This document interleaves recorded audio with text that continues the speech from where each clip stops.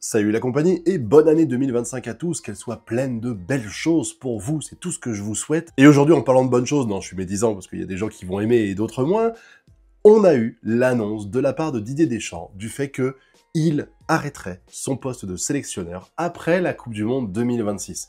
Comme c'est prévu depuis le début, je crois que depuis l'Euro qui a eu lieu déjà, il y a le dernier Euro là, on sait déjà que c'est lui qui va tenir l'équipe de France jusqu'à cette date butoir, et c'était quasiment certain qu'il allait s'accrocher comme ça à son poste jusqu'à cette date-là. Alors, je suis pas surpris qu'il arrête là, et je pense que même s'il n'avait pas voulu s'arrêter là, je pense que Diallo aurait pas été plus loin. La FFF l'aurait sans doute pas prolongé. Le mec, il est là quand même depuis 2012. Je crois qu'on n'a jamais eu un sélectionneur, français en tout cas, qui est resté aussi longtemps en poste. Le mec, il a fait, du coup, il a fait 3 Coupes du Monde, hein. Il a fait 2014, 2018, et il va faire 2022, et il va faire celle de 2026 maintenant. C'est énorme. Pareil pour l'Euro. Et je pense que il était temps d'arrêter là, sincèrement. D'une part, à cause de cette lassitude, parce que même si tu es un très bon sélectionneur, un très bon entraîneur, au bout d'un moment, je pense que c'est un peu comme les médicaments, hein, tu crées des anticorps, et les joueurs ne sont plus réceptifs à tes messages. Il y a aussi le fait que je pense qu'être un entraîneur, ou même un sélectionneur, hein, pour ça je les mets les deux dans le même panier, je pense que à partir d'un moment, ta formule qui marche peut-être avec tel type de joueur, avec telle période aussi, telle génération de joueurs, marche peut-être plus avec la suivante. C'est pour ça que des fois, on a des sélectionneurs ou des entraîneurs qui sont extrêmement bons, et quand ils reviennent 4, 5, 6 ans plus tard, ça marche plus du tout. Parce que ils sont bons à cause de pas mal de choses. T'as l'alchimie avec les joueurs, etc.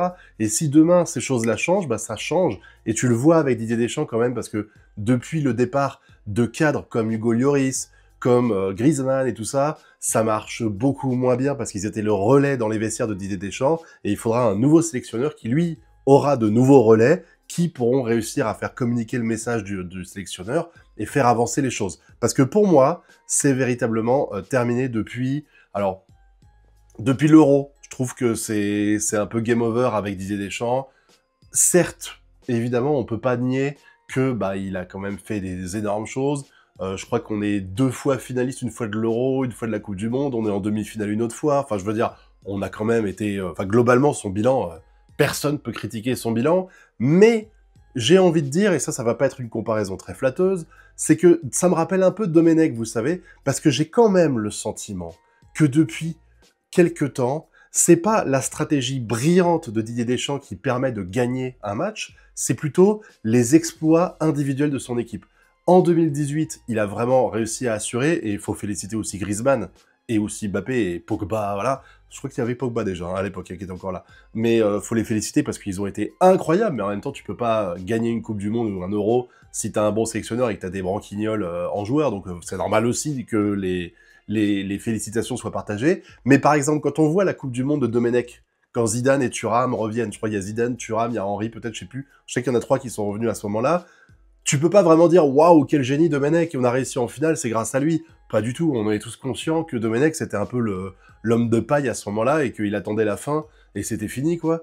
Je pense que Didier Deschamps, sans aller jusque-là, hein, vraiment, j'ai le sentiment que sa stratégie, elle s'essouffle, quoi. Ça fait quand même un sacré paquet de temps que j'ai pas le sentiment, quand je regardais un match de l'équipe de France, de me dire « Waouh, quel brillant choix tactique ! Waouh, il a fait rentrer les bons joueurs au bon moment. Oh, il a fait un changement de formation, c'était magique. » C'est quand même arrivé très rarement, ça. Alors, je dis pas qu'il y est pour rien, hein, on est d'accord, mais je dis juste que la magie des champs qui permet de faire la différence entre une victoire et une défaite, je la sentais pas trop, hein. Surtout que tu voyais même l'équipe de France, hein, quand tu regardes, il y a des matchs, typiquement, on peut reparler de France-Argentine, même s'il y a ils ont tous malades, donc c'est compliqué, mais la première mi-temps, on est inexistant, et ça arrive à d'autres reprises, hein, voilà, je vais pas vous citer des matchs, je pense que vous vous rappelez, même la finale qu'on gagne, France-Croatie, putain, la première mi-temps, on s'emmerde, hein. Oh là là là là, tu sens que les joueurs sont pas dedans, heureusement que c'est la Croatie, que c'est pas une équipe un peu plus ambitieuse qui est face à nous, sinon on serait vraiment dans la merde. Non, vraiment, j'ai le sentiment que Didier Deschamps, il a super bien marché. On le retiendra comme l'entraîneur qui a été le plus, qui a fait quand même le plus de belles choses à l'équipe de France. Pas le meilleur, hein. Moi, je continue de dire que Aimé Jacquet, il partait de très loin et il a fait des choses incroyables avec l'équipe de France. Mais Didier Deschamps, il finit quand même sur un palmarès où il a fait 14 ans en équipe de France. Même s'il se foirait à la prochaine Coupe du Monde, ça n'empêche que son bilan, je crois qu'il fait 2 demi-finales, deux finales et une victoire en Coupe du Monde. Voilà, ouais. Est-ce qu'on peut vraiment critiquer une personne qui a réussi à faire aussi exceptionnel, même avec une équipe de France qui est quand même géniale, hein, en termes d'individualité et tout, même si je trouve que c'est quand même le moins le cas depuis quelques années, soyons honnêtes, quoi. Mais je pense qu'il était temps qu'il passe le flambeau, et que c'est normal, d'un point de vue de ce qu'il représente, de ce qu'il a fait, qu'on lui laisse libre choix de le faire quand il veut, et qu'on dise pas, bah voilà, on te prolonge pas, c'est toi qui as le... On te laisse maître de ton destin. Même si pour moi, son destin était acté, je pense pas que Diallo et la FFF lui auraient proposé de continuer après la Coupe du Monde 2026. 14 ans, c'est déjà beaucoup trop. Maintenant, la question à se poser, c'est quid de la suite? Et je pense que ça va pas être très compliqué de vous annoncer que le grand favori, c'est évidemment Zidane. Zidane qui refuse littéralement tout ce qu'on lui propose depuis des années. Si c'est pas le Real ou l'équipe de France, Zidane, il tente pas. Hein, je sais pas si c'est par passion ou par peur de se louper, parce que tu te dis, tu prends pas de risque. Même si après, quand il a récupéré le Real à un moment donné, ça n'allait pas du tout et qu'il a vraiment bien boosté, faut dire ce qui est. Je veux dire, tu sens que lui, il marche à l'affect, quoi. Hein. Soit dit en passant, hein, désolé, petit tacle pour les supporters de l'OM, le mec, il t'explique qu'il est pro-OM, jamais il aurait été les aider. Hein. Voilà, hein, on passera sur ce petit détail, désolé, c'était le petit tacle gratuit. Mais ce que je veux dire, et sans offense, sans vouloir être méchant avec les supporters marseillais, mais c'est vrai que Zidane, c'est Real Madrid, équipe de France, c'est tout. Et c'est difficile de l'imaginer aller entraîner, enfin un autre entraîneur, un autre sélectionneur, prendre le poste que Didier Deschamps, à moins qu'il y ait un énorme retournement de situation, on retourne la table là en 2026, et d'un coup, t'as Thierry Henry qui pointe le bout de son nez et qui fait l'outsider, parce que pour moi, le seul outsider qui peut éventuellement tenir la baraque, c'est Thierry Henry, qui a fait du bon boulot en plus. Avec les espoirs, il s'est bien démerdé, mais bon, je pense que quand même Zidane est le favori malgré tout. Peut-être, je me demande un truc, c'est est-ce qu'il n'y avait pas une... Est-ce que quand Thierry Henry, il signe avec les espoirs, est-ce qu'il n'y a pas une volonté de sa part de faire ça, de faire un tremplin pour montrer de quoi il est capable, afin après de pouvoir briguer le poste de Didier Deschamps à la fin de son contrat?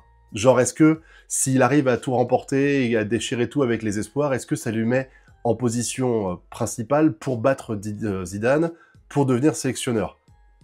Est-ce qu'il a pensé à ça? Est-ce qu'il l'a fait dans ce sens-là? On saura jamais. Mais en tout cas, je trouve que Thierry Henry, ce serait quand même...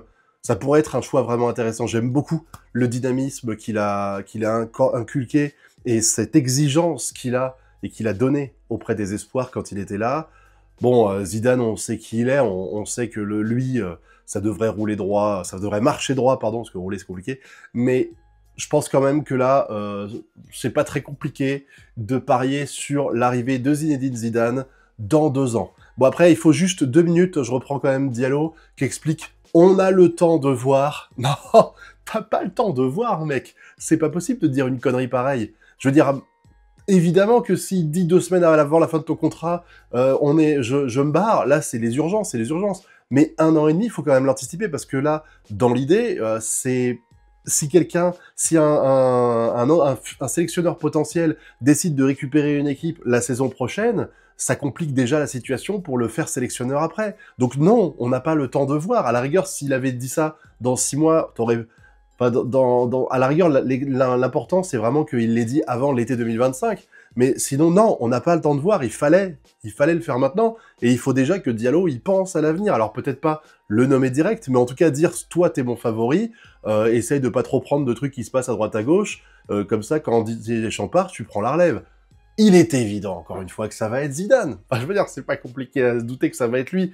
Je veux dire, allez, 99 chances sur 100 que ce soit lui, clairement. Mais bon, en tout cas, quoi qu'il arrive, on peut féliciter Didier Deschamps.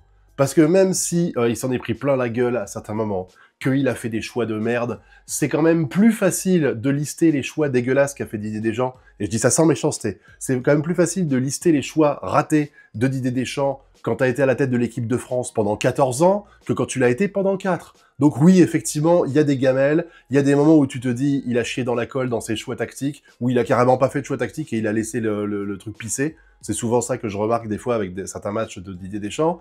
Mais globalement, le mec, il est quand même en grande partie responsable et des échecs, parce que voilà, il faut le dire, et évidemment des réussites. Tu peux pas arriver et dire les échecs, c'est sa faute, les réussites, ça, il a rien à voir là-dedans. Là, c'est quand même pas autant que Domenech, hein, j'en ai parlé avant, c'était un peu de l'exagération. Didier Deschamps, il a fait beaucoup de choses positives pour l'équipe de France.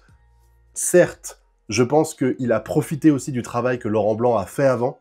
Parce que pour moi, Laurent Blanc a posé les bases de ce qu'a fait ensuite Didier Deschamps pour la suite. Pour moi, le succès de Didier Deschamps, c'est également un peu le succès de Laurent Blanc, parce que je trouve qu'il a vraiment... Il avait fait un bon taf avec le Paris Saint-Germain, il a fait un bon taf avec l'équipe de France.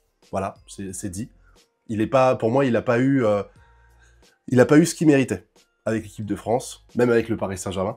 Mais bon, en tout cas, bravo Didier Deschamps pour tout ce que tu as fait. Merci pour tout.